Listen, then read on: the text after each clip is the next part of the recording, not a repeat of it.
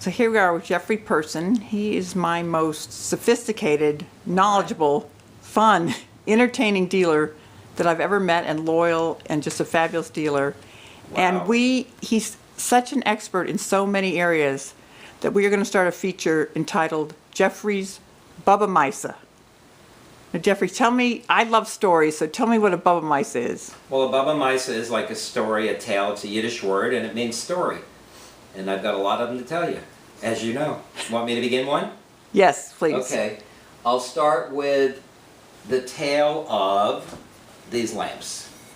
These are Gallet, and I imagine when they were originally purchased, they were probably vases that a gentleman made into lamps, probably at the turn of the century. They came out of New York in the 20s, and it was a very dear friend of mine who they came from her estate, and I kept them because I loved the woman and I think the pieces are beautiful.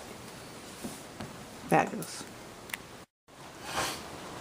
Here we are with another Jeffrey's Bubba Mice.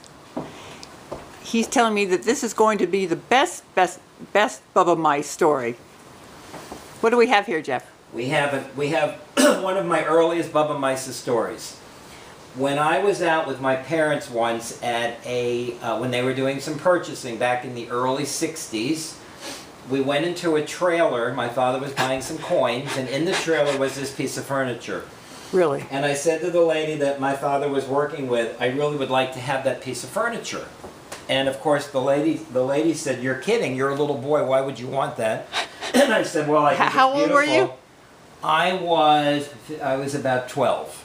Wow. And I had to have this furniture. So the lady said to me, "Well, if you really want it, you can have it. I want $300 for it." Well, of course, $300 then, I was making $20 a week. So she actually let me lay it away. Wow. And I paid for it in about 6 months. And then we went and picked it up, and I brought it home to my bedroom, if you can imagine it. It became my dresser. And it still is. And still is my dresser. It's still my dresser. And it's part of a Belgian dining room set, actually, which of course I learned many years later. But it's really a beautiful piece of furniture. And again, what age would you say this is? This is about 1880, and of course it's just the best Bubba Misa because it's such an old one.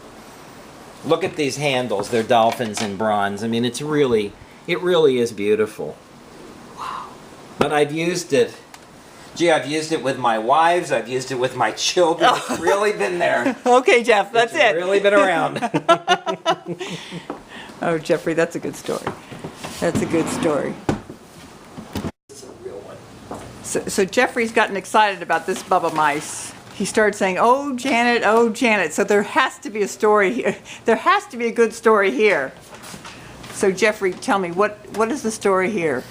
This is a crazy, wild story. So my best friend at the time was graduating from the first 2 years of college in Philadelphia, and he asked me to come up for the graduation, and there were some college parties, so I flew up. I was 18 years old, maybe 19 years old, and I remember that I had saved $300 to travel with. And the first thing I did was get off the plane, and I took a bus to downtown Philly, where I went to Wilson's, which was a very famous antique business that used to advertise on the back page of Hobbies magazine. So I went in, and in the window was this piece, and this is a very early Chinese piece that's signed in here, and it's an incense burner, and he's called an Oni. He's telling his own story, and I bought this, and it was $275. When you say early, what? This is at the 17th century. Wow. And this has been also exhibited in the Museum of Fine Arts. So I bought the piece, and I carried it with me, and I had to walk back to the dorm because, I had no money. I had $25 left for the week. And that night, I was dreaming about these rocks that were hitting me in the head, and actually they were because the dorm was on fire. And it was burning. So everybody, all the guys got out, and the next morning, when we went to investigate, actually my friend's father flew down and brought us clothes, and the Red Cross helped us.